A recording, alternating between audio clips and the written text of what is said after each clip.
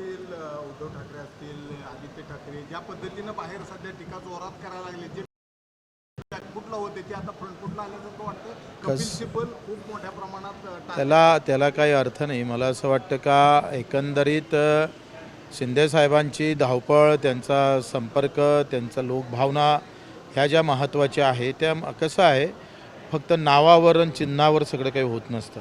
त्याच्यानं त्याची चिंता करायची नाही आणि निकाल बाजूनच लागेल आणि नाही लागला तरी शिंदे साहेब सक्षम आहे. मोठ्या प्रमाणात जे आहे अत्याचाराच्या घटना जे आहेत ते घडतायत असं संजय राऊत म्हणतात. ते सरकार कुठेतरी अपयशी आहे, आता अपयशी आहे. मला वाटतं काही गोष्टी बाबतीत चिंतन मंथन होणं गरजेचं आहे.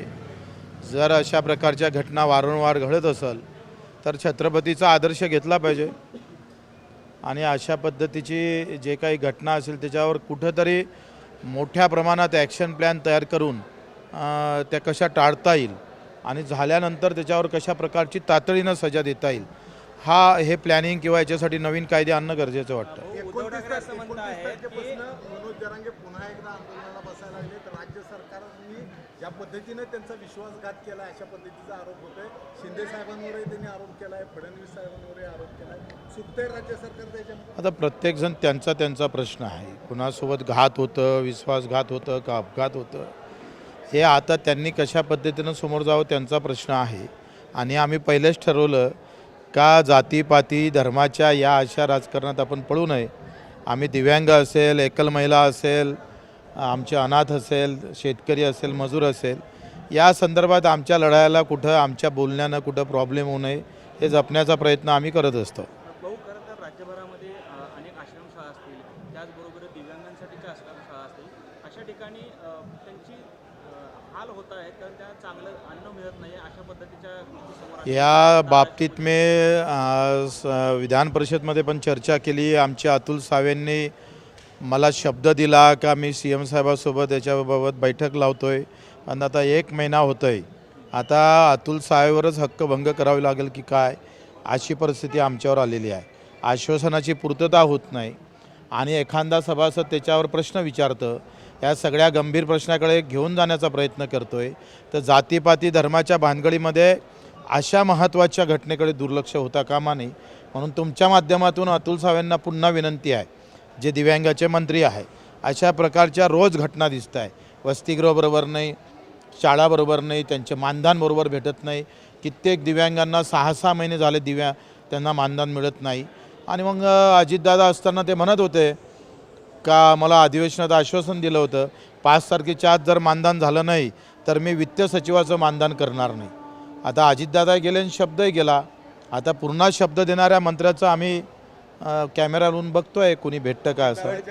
कमी भासते याच्यामध्ये सगळ्यात. या बाबतीत तसं बाणेदार माणूस होता. भाऊ, दुसरीकडे असं प्रश्न आहे, उद्धव ठाकरे आणि त्यांचे साहेब केसरकर साहेब जर का समजा धनुष्यबाण चिन्ह जे आहे ते एकतर आम्हाला द्या नाहीतर ते गोठवा, कुठेतरी वडिलांचं चिन्ह किंवा वडिलांच्या पक्षाचं चिन्ह गोठवण्याची भाषा कितपत योग्य आहे उद्धव ठाकरे? कसं ते खाजगी नाही आहे, लक्षात घ्या. कुठलंही संघटन एका माणसाच्या परिवारापुरतं सीमित राहत नाही. त्याच्यात सगळ्यांच्या हातभार असतं, प्रत्येकाचं बलिदान असतं, त्याचा त्याग असतं. ह्या सगळ्या गोष्टी लक्षात घ्याव्या.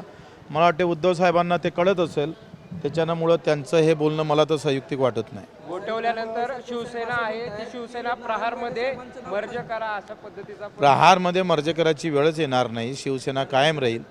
शिंदे साहेबांचा धनुष्यबाणही कायम राहील, त्याच्यावरचा वाघही कायम राहील आणि त्याच्यातले वाघही कायम राहील. दिव्यांग प्रमाणपत्रावर राज्यातील अनेकांनी नोकऱ्या मिळवलेल्या त्या संदर्भात आपण एक मध्यंतरी तक्रार बोगस दिव्यांग काय झालं? त्या सगळ्या गोष्टीबाबतच मी विधान परिषदमध्ये 97ची चर्चा आणली होती. त्याच्यावर आश्वासन दिलं होतं. आता मंत्री महोदय गंभीर नाही, पुन्हा सत्तेत राहून आंदोलन करायची वेळ येऊ नये इतकंच म्हणणं आहे.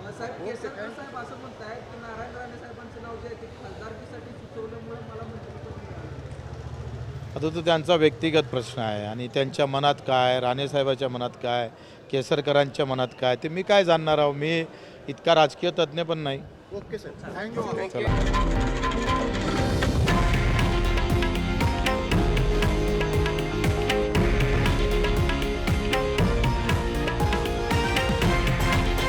हे आहे देशातील नंबर 1 न्यूज नेटवर्क आणि आपण पाहत आहात TV9 मराठी, एकमेव